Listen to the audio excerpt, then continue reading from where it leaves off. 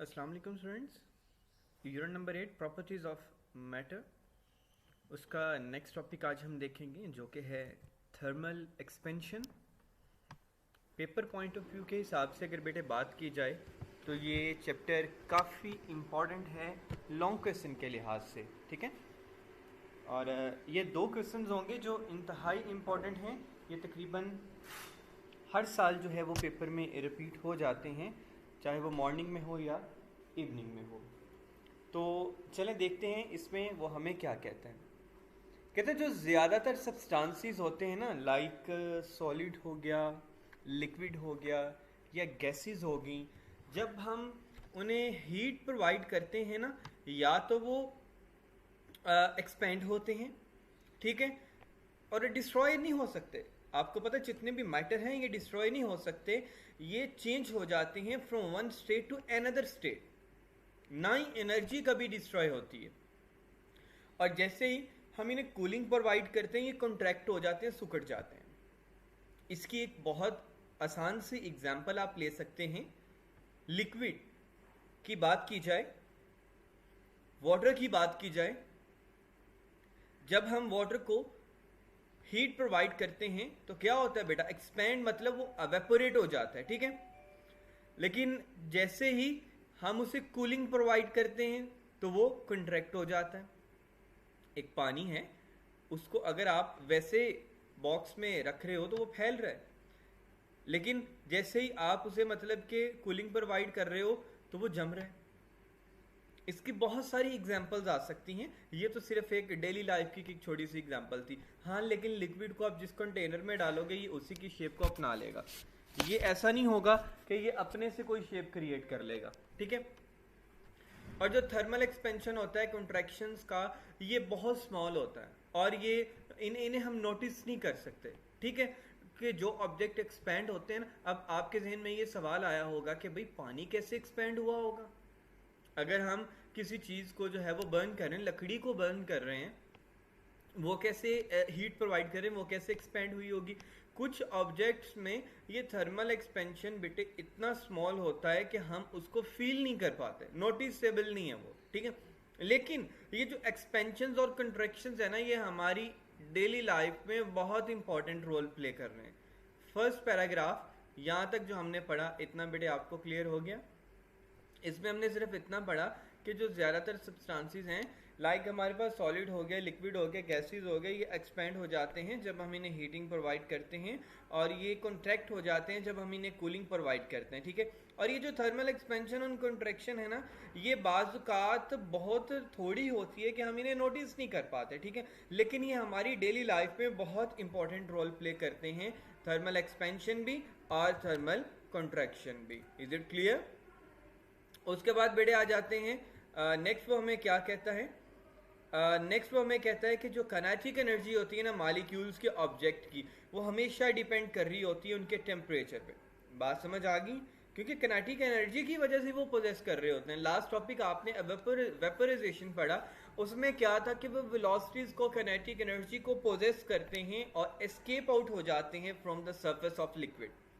लेकिन यहां पर जो काइनेटिक एनर्जी है ना मॉलिक्यूल्स ऑफ एन ऑब्जेक्ट की, वो डिपेंड कर रही होती है उनके टेम्परेचर्स पर, कि कितना टेम्परेचर उन्हें प्रोवाइड किया जा रहा है, उस हिसाब से जो है ना वो अपने अंदर एनर्जी को पोजेस्ट करेंगे। टेम्परेचर कम है तो एनर्जी कम पोजेस्ट होगी, टेम्परेचर ज़्यादा है तो एनर्जी वहाँ पे ज़्यादा पोजेस्ट हो जाएगी। और जो मॉलिक्यूल्स होते हैं सॉलिड के, वो वाइब्रेट करते हैं लार्ज एम्पलीट्यूड पर, यानी कि उनका जो एम्पलीट्यूड मतलब जो उनका एरिया होता है ना, वो उस हिसाब से वो जो है ना वाइब्रेट कर रहे होते हैं। जितना एरिया ज़्यादा होगा वाइब्रेशन प्रोसेस उतना ज़्यादा हो जाएगा, जितना एरिया कम हो जाएगा वाइब्रेशन प्रोसेस उतना कम हो जाएगा। इसकी आसान से एग्जाम्पल आप ये ले सकते हैं, इससे हट के ड्रम ले लेने हैं। एक छोटा ड्रम है और एक बहुत बड़ा ड्रम है। आप छोटे ड्रम को बजाते हो तो क्या होता है, साउंड कम क्रिएट हो रहा है। अब बड़े ड्रम को बजाओगे तो साउंड ज्यादा क्रिएट होगा, यानी जो उनका एरिया है ना वो भी बहुत डिपेंड करता है। अब आ जाते हैं इस टॉपिक पे। जो मॉलिक्यूल्स है ना सॉलिड के, वाइब्रेट करते हैं with larger amplitude at high temperature than at low temperature. Area और टेम्परेचर ये भी सेम प्रोसेस पे काम कर रहे हैं। एरिया ज्यादा होगा, साउंड ज़्यादा क्रिएट होगा, टेम्परेचर ज़्यादा होगा, एम्पलीट्यूड ज़्यादा क्रिएट होगा, टेम्परेचर कम होगा, एम्पलीट्यूड कम क्रिएट हो जाएगा। लेकिन on heating the amplitude of vibration of the atoms और molecules of an object increases. जैसे ही हम हीट प्रोवाइड करते हैं, जो एम्पलीट्यूड होता है किसी भी एटम्स के वाइब्रेशन का, उसके मॉलिक्यूल्स का, वो बढ़ जाता है, क्योंकि कंटिन्यूसली उन्हें हीट मिल रही होती है। वो एक दूसरे को पुश कर रहे होते हैं, पुश वन अनदर, एक दूसरे को वो पुश कर रहे होते हैं। किस हिसाब से पुश कर रहे होते हैं कि वो एक दूसरे के एम्पलीट्यूड को इंक्रीज करें, धक्का, मतलब कि एक दूसरे को एक दूसरे से दूर करने के लिए जैसे पुश करते हैं, तो क्या होता है, उससे उनका amplitude, number of vibrations increase हो जाती हैं। Thermal expansion result and increase in length, और थर्मल एक्सपेंशन की वजह से ऑब्जेक्ट्स की लेंथ इंक्रीज हो जाती हैं, ब्रीड्थ इंक्रीज हो जाती हैं, और जो थिकनेस है सब्सटेंसेस की वो भी इंक्रीज हो जाती हैं।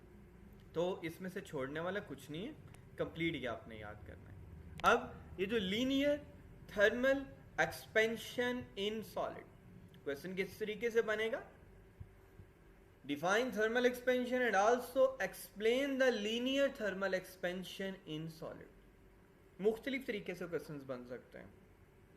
अब वो जो थर्मल एक्सपेंशन है ना सॉलिड में, किस तरीके से होती है, तो बहुत आसान और इजी डेरिवेशन है, घबराने की जो है ना वो ज़रूरत नहीं है, ठीक है।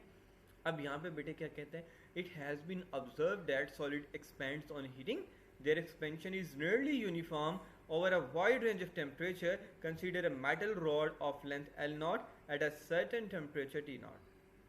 Let its length on heating become L and the temperature is T. बहुत आसान, बहुत आसान।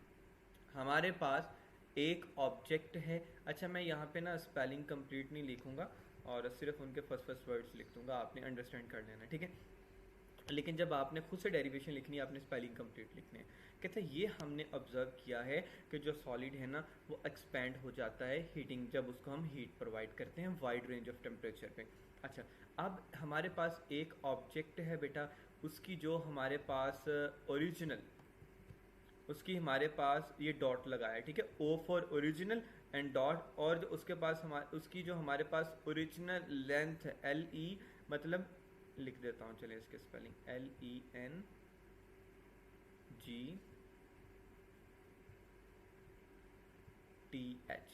जो ऑब्जेक्ट की हमारे पास बेटे ओरिजिनल लेंथ है हीटिंग प्रोवाइड करने से पहले, वो L0 है, इज इट क्लियर।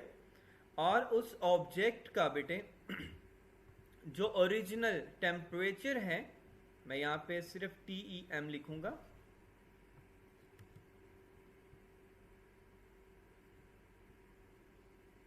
जो उस ऑब्जेक्ट का O for original and time for temperature, वो है बेटे कैपिटल T।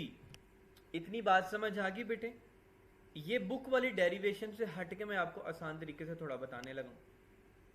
अब जब हमने हीटिंग प्रोवाइड करना शुरू कर दी, तो लिखेंगे ऑन हीटिंग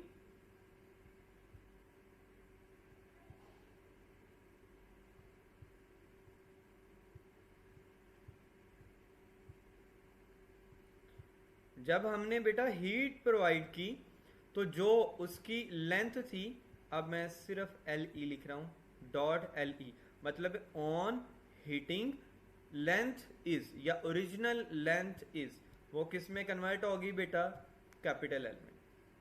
ओरिजिनल लेंथ थी L0, ओरिजिनल टेम्परेचर था T0 बेटे, ठीक है।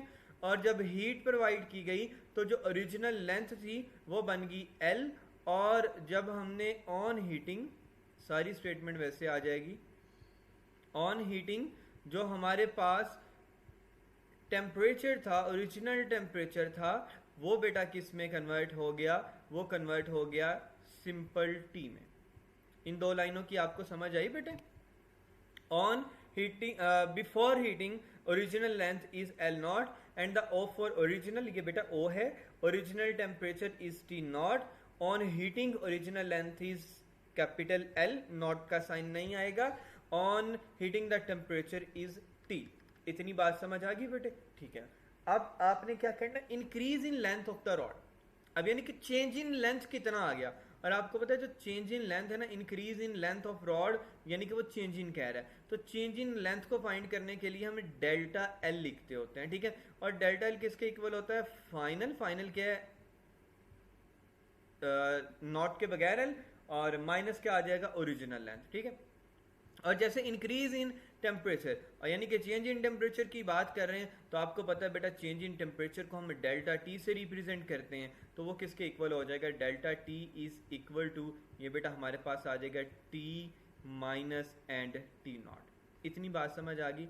अब ये है आपके पास एक छोटी सी डेरिवेशन जो आप खुद से लिख सकते हो बगैर याद किए हुए। सिर्फ एक चीज़ याद में रखनी है कि हमारे पास एक ऑब्जेक्ट है, और ऑब्जेक्ट को हीट प्रोवाइड करने से पहले जो उसकी ओरिजिनल लेंथ थी वो एल नॉट थी, उसका जो ओरिजिनल टेम्परेचर था वो टी नॉट था। जैसे ही हमने उस ऑब्जेक्ट को हीट प्रोवाइड करना शुरू कर दी, तो बेटा उसकी जो हीट प्रोवाइड करने के बाद लेंथ हो जाएगी वो एल, और जो टेम्परेचर हीट प्रोवाइड करने के बाद हो जाएगा टी। उसके बाद आपने चेंज इन लेंथ निकालना है, यानी इंक्रीज इन लेंथ, तो फाइनल माइनस इनिशियल। इसी तरीके से इंक्रीज इन टेम्परेचर यानी कि चेंज इन टेम्परेचर निकालना है, वो भी फाइनल माइनस इनिशियल। इतनी बात समझ आ गई बेटा? यहाँ पे भी सारा प्रोसेस वही लिखा हुआ है। फिर वो कहता है कि ये जो आपने चेंज इन लेंथ निकाला है ना, it is found that change in length A L of a solid is directly proportional. ये बेटा यहाँ पे ए नहीं आना, यहाँ पे डेल्टा आना है, गलती से उन्होंने ए लिखा हुआ है, ठीक है। यहाँ पे डेल्टा आना है, डेल्टा का साइन आना है। कहता है कि ये फाउंड कर लिया है हमने कि अगर हम चेंज इन लेंथ करते हैं ना, तो ये चेंज इन लेंथ जो है ना बेटे डायरेक्टली प्रोपोर्शनल हो जाएगी ओरिजिनल लेंथ के और चेंज इन टेम्परेचर के। यानी कि यही बात वो यहाँ पे आ गई कि ये जो हमारे पास चेंज इन लेंथ है ना बेटा, ये डायरेक्टली प्रोपोर्शनल आ गई। किसके डायरेक्टली प्रोपोर्शनल, ये डायरेक्टली प्रोपोर्शनल का साइन है। किसके डायरेक्टली प्रोपोर्शनल आ गई, ओरिजिनल लेंथ के और चेंज इन टेम्परेचर के। और आपको पता है कि जब भी एक्सपेंशन होगी ना बेटे, हम वहां पे प्रोपोर्शनैलिटी के साइन को खत्म करने के लिए कॉफिशिएंट ऑफ लीनियर में कन्वर्ट करेंगे, जो अल्फा का साइन रिप्रेजेंट करता है। ये एमसीक्यूज भी बन सकते हैं कि जब भी प्रोपोर्शनैलिटी का sign thermal expansion in solid में ख़त्म करते हैं, तो वो अल्फा का साइन आ जाता है जो कि कॉफिशिएंट ऑफ लीनियर को रिप्रेजेंट कर रहा है। तो इस प्रोपोर्शनैलिटी की जगह पे हमने इस अल्फा को लगा दिया। इतनी बात समझ आ गई बेटे? और आपको पता है ये जो चेंज इन लेंथ है ना, ये चेंज इन लेंथ किसके इक्वल होता है, फाइनल माइनस इनिशियल के, जो हमने यहाँ पे निकाला। डेल्टा एल किसके इक्वल है, एल माइनस एल नॉट, तो उसकी जगह पे हमने क्या लगा दिया बेटे, एल माइनस एल नॉट, ठीक है। और एल नॉट वैसे ही, डेल्टा टी वैसे ही आ गया। अब क्या करना है कि ये एल नॉट यहाँ पे माइनस हो रहा है, इधर जाके बेटा प्लस हो जाएगा, ठीक है। जब ये इधर जाके प्लस होगा तो हमारे पास डेरिवेशन क्या बनेगी, डेरिवेशन हमारे पास बन जाएगी जी L is equal to alpha L not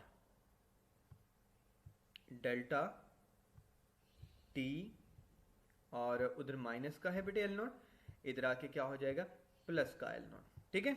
अब ये जो एल नॉट इसमें से हमने कॉमन ले लेना। जब एल नॉट कॉमन ले लिया तो रिमेनिंग क्या रह गया, 1 प्लस अल्फा डेल्टा टी। और कहते हैं वेयर अल्फा, यहां पर ये जो अल्फा है ना, is called the coefficient of linear thermal expansion of the substance.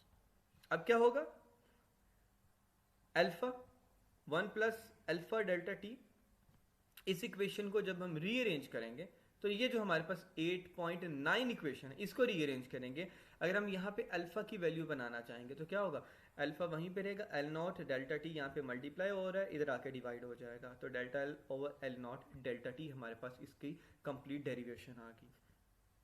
अब कहता है यहाँ पर हमने डिफाइन कर दिया कि जो coefficient of linear expansion alpha है किसी भी सब्सटेंस का, ये इंक्रीज होता है, फ्रैक्शनल इंक्रीज होता है पर केल्विन राइज इन टेम्परेचर के हिसाब से। वो पर केल्विन राइज इन टेम्परेचर क्या है, वो वैल्यूज बेटा इस टेबल में कि पर केल्विन के हिसाब से वो किस तरीके से इंक्रीज हो जाती हैं। यहाँ तक आपने इसको याद कर लेना है, ठीक है।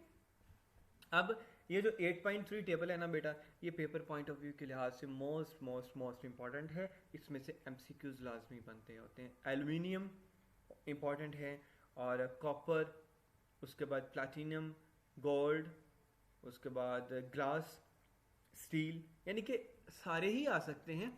और ये जो नेम मैंने बोले हैं ये ज़्यादा दफ़ा रिपीट हुए हैं बोर्ड में। यहाँ पे उन्होंने क्या लिखा जी, डायग्राम इनको भी थोड़ा आइडेंटिफाई कर लेते हैं कि ये हमने कल जो है ना इसको बल्कि देख लेते हैं इसको भी, कि molecules of an object moving with, ये जो डायग्राम ए है ना, ये वो मालिक्यूल्स हैं जो लो टेम्परेचर पे मूव कर रहे हैं, ठीक है।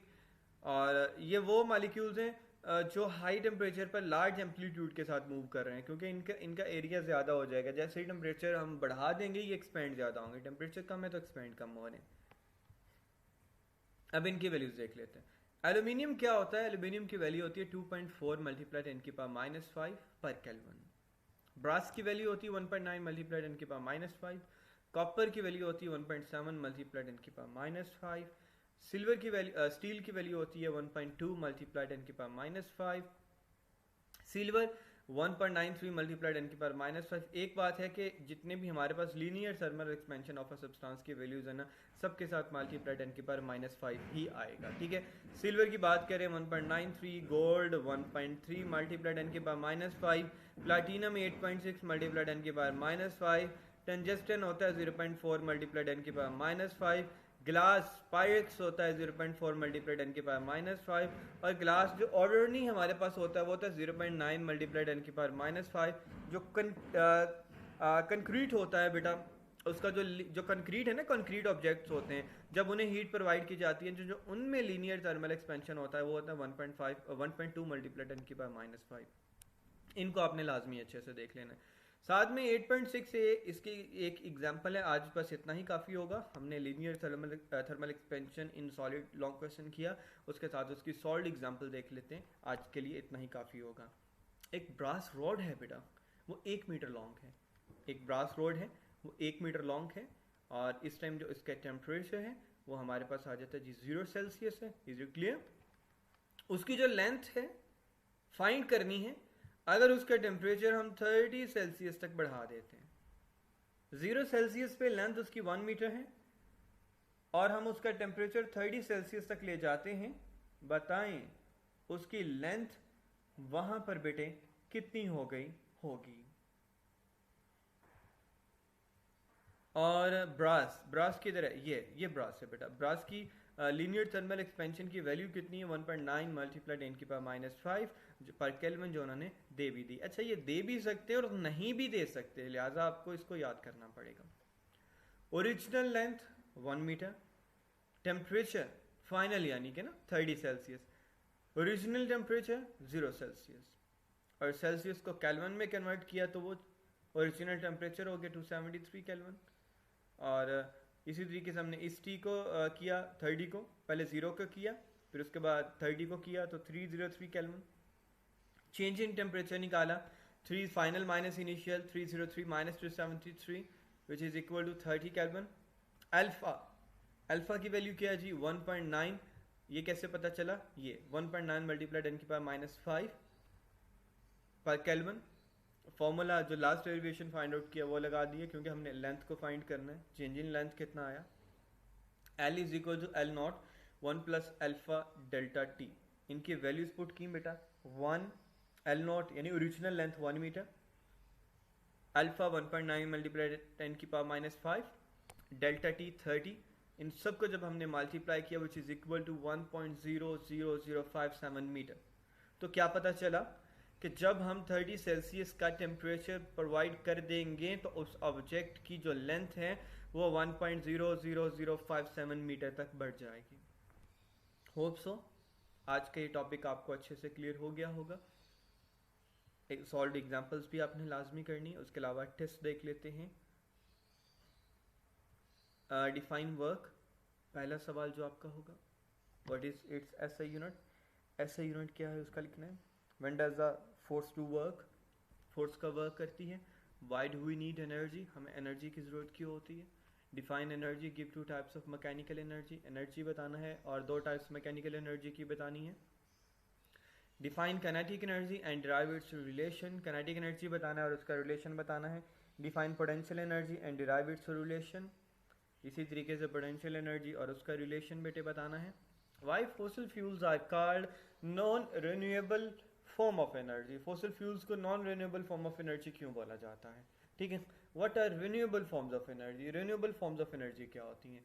विच form of energy is most preferred and why, कौन सी एनर्जी वो ज्यादा प्रेफर्ड की जाती है, पर क्यों। लास्ट क्वेश्चन बेटे होगा, how is energy converted from one form to another form, energy किस तरीके से कन्वर्ट हो जाती है एक फॉर्म से दूसरी फॉर्म से। होप्स हो बेटे सारी चीज़ें आपको अच्छे से क्लियर होगी।